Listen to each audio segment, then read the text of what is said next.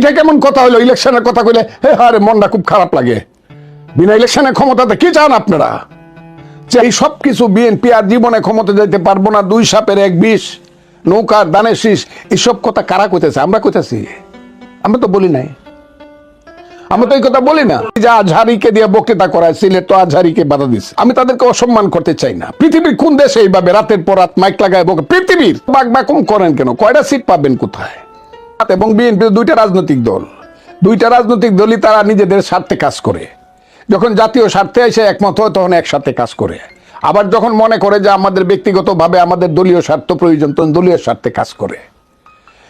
তাতেও কোনো আপত্তি নাই। আপত্তিটা হলো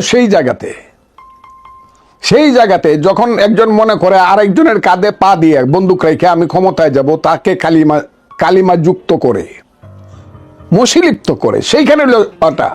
এই যে গত 5 মাস যাবত তো শুধু একই স্লোগান হইতেছে, বিএনপি চামড়াবাজি করতেছে, বিএনপি দুনিয়া শেষ করে দিতেছে, বিএনপি কিছু রাখতেছে না। এই সব কিছু বিএনপি আর জীবনে ক্ষমতা যেতে পারবো না, 2 সাপের 1 বিষ, নৌকার দানের শীষ, এইসব কথা কারা কইতেছে? আমরা কইতেছি?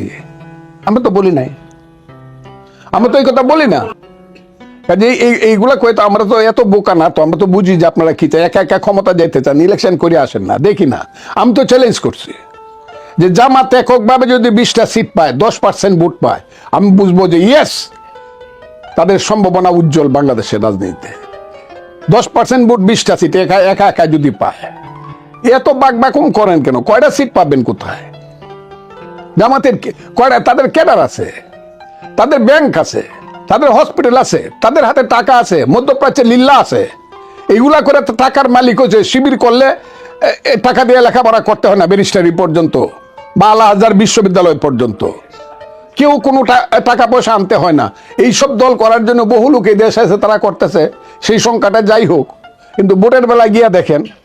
আমি তো বলি যে এই যে আজহারিকে দিয়ে বক্তৃতা করায়, সিলেট তো আজহারিকে বাধা দিচ্ছে।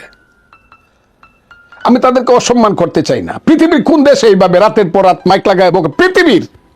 সৌদি আরব, ইরান, ইরাক, সিরিয়া, লেবানন, মিশর, পৃথিবীর পাকিস্তান, পৃথিবীর কোন দেশে এইভাবে মাইক লাগায় সারা রাত শুধু রাজনৈতিক বক্তৃতা হয়, যার নাম কয় ইসলাম?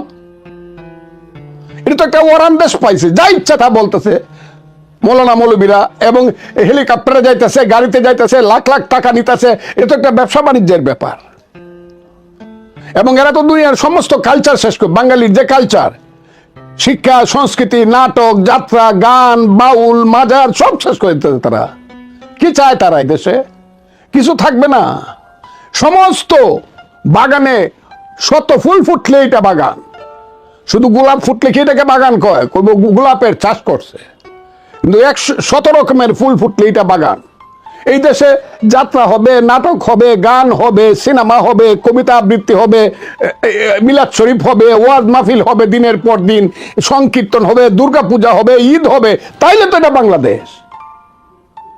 কি করতে চান দেশটাকে? আমি তো সেই বাংলাদেশ চাই।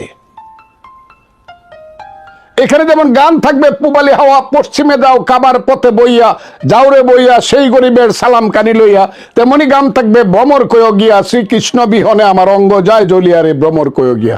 সব থাকবে, কেউ কাউকে বাধা দিবে না। আমি খুব ক্লিয়ার বলি। কাজেই যেটা শুরু হয়েছে এই দেশে, এটা তো গুমরাহির পথে যাচ্ছে দেশ, অন্ধকারের পথে যাচ্ছে দেশ। অন্ধকারে যাওয়ার জন্য তো আমরা এই দেশে মুক্তিযুদ্ধ করি নাই, 30 লক্ষ লোক জীবন দেয় নাই। আমরা অন্ধকারের পথে ঢুকছি কেন? বয়স 72 বছর হয়েছে, আমি 77 বছর হয়েছে, আমি 60 বছর পলিটিক্স করি, দেশের জন্য সব শেষ করছি। আপনারা যা ইচ্ছা তা করবেন, আমরা আমাদের কথা বলবো না?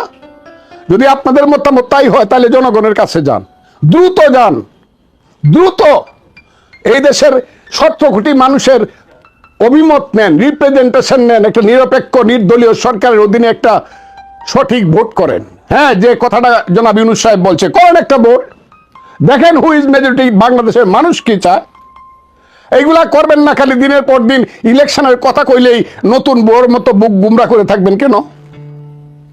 এটা কেমন কথা হলো? ইলেকশনের কথা কইলে আরে মনটা খুব খারাপ লাগে। বিনা ইলেকশনের ক্ষমতাতে কি চান আপনারা? চেহারা তো এক একজনের লাল টুকটুকে হইতেছে, আপেলের মতো হইতেছে, দেখতেছি তো। মানুষ কি চোখ বন্ধ করে রাখবে? বিবেক বন্ধ করে রাখবে? কিছুই বলবে না মানুষ?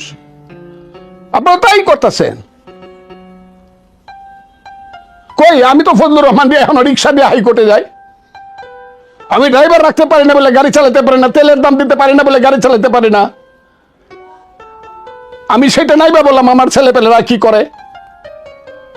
এত সানাতুল্লিয়া খায় না, সবাই কাজ করে খায়, সবচেয়ে ছোটটা মিনিস্টার। কাজে উপরের গুলা কি বুঝবার চেষ্টা করেন। আমি একটা গাড়ি চালাতে পারি না, আপনার 4 কোটি টাকা দামের গাড়ি চালান কেমনে? কি করে 25টা গাড়ি লইয়া 50টা মাইক্রোবাস নিয়ে এখানে যান? কেমন করে 100 গেট করেন বাড়িতে গেলে পরে? এগুলা কি? এটা তো অপসংস্কৃতি। রাজনীতি আপনারা ধ্বংস করে দিচ্ছেন, আমাদের ভবিষ্যৎ জেনারেশন কথা আপনারা ধ্বংস করে দিচ্ছেন।